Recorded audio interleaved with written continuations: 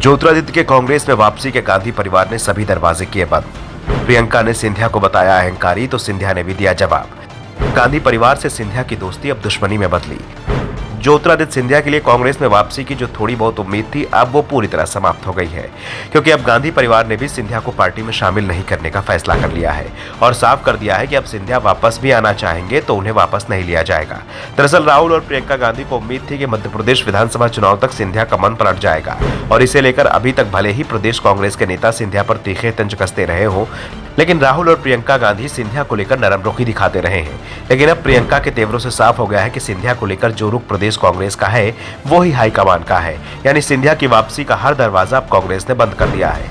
कम से कम आने वाले कुछ सालों तक तो सिंधिया को कांग्रेस में प्रवेश नहीं दिया जाएगा और अब लड़ाई अहंकार पर आ गई है। सबसे पहले प्रियंका गांधी ने ज्योतिरादित्य सिंधिया को अहंकारी बताया तो सिंधिया ने भी गांधी परिवार को अहंकारी बता दिया। प्रियंका ने दतिया की सभा में कहा था, बीजेपी के सभी नेता थोड़े अजीब हैं। सबसे पहले हमारे सिंधिया हैं, मैंने उनके साथ उत्तर प्रदेश में काम किया है। असल में उनकी हाइट थोड़ी छोटी है, मगर अहंकार तो वाह भाई वाह। उनके पास जाने वाले हर कार्यकर्ता का यही कहना रहा कि हमें उन्हें महाराज कहना पड़ता है और अगर हम ऐसा नहीं कहते हैं तो हमारे मुद्दे को सुलझाया नहीं जाता।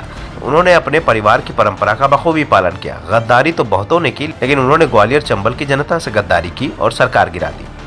प्रियंका ने ज्योतिरादित्य सिंधिया को गद्दार और अहंकारी बताया तो सिंधिया ने भी पलटवार करते हुए गांधी परिवार को घेर लिया। सिंधिया ने कहा, अहंकार का पाठ पढ़ाने से पहले उन्हें आईना देखने की जरूरत है। जिसने चीन से भारत की रक्षा करना तो दूर, उन्हें भारतीय जमीन ही भेंट के रूप में दे दी।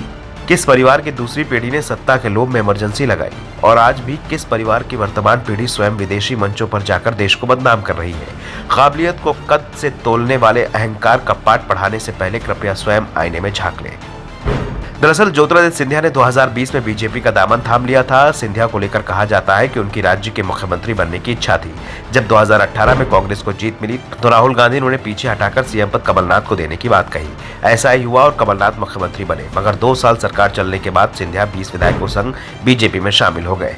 इस वजह से कांग्रेस की सरकार गिर गई। इस तरह राज्य में एक बार फिर से बीजेपी की सरकार बनी। तब से बीजेपी की सरकार ही चली आ रही है। ज्योतिरादित्य सिंधिया को बीजेपी ने केंद्रीय मंत्री भी बनाया है। हालांकि सिंधिया इस बात से इनकार करते रहे हैं कि वो सीएम बनना चाहते हैं, मगर जिस तरह से बीजेपी ने एमपी के लिए सीएम चेहरे का ऐलान नहीं किया, इससे इस बात की संभावना दिखाई दे रही है कि बहुमत मिलने पर शायद पार्टी सिंधिया को सीएम बना दे।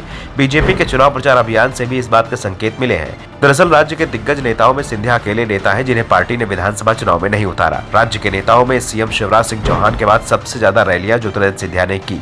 2 सप्ताह के चुनाव प्रचार के दौरान सिंधिया ने राज्य में 80 से ज्यादा सभा की। सिंधिया से ज्यादा सभाएं सिर्फ शिवराज सिंह चौहान ने बीजेपी के लिए और कमलनाथ ने कांग्रेस के लिए की। इसके अलावा किसी और दूसरे नेता ने 50 सभाएं नहीं हुई। सिंधिया की सभाओं की डिमांड मध्य प्रदेश के हर रीजन में हुई। दूसरी ओर कमलनाथ, जिन्होंने कांग्रेस के लिए सबसे ज्यादा सभाएं की, वो ग्वालियर, चंबल और बुंदेलखंड में बहुत कम सक्रिय दिखाई दिए।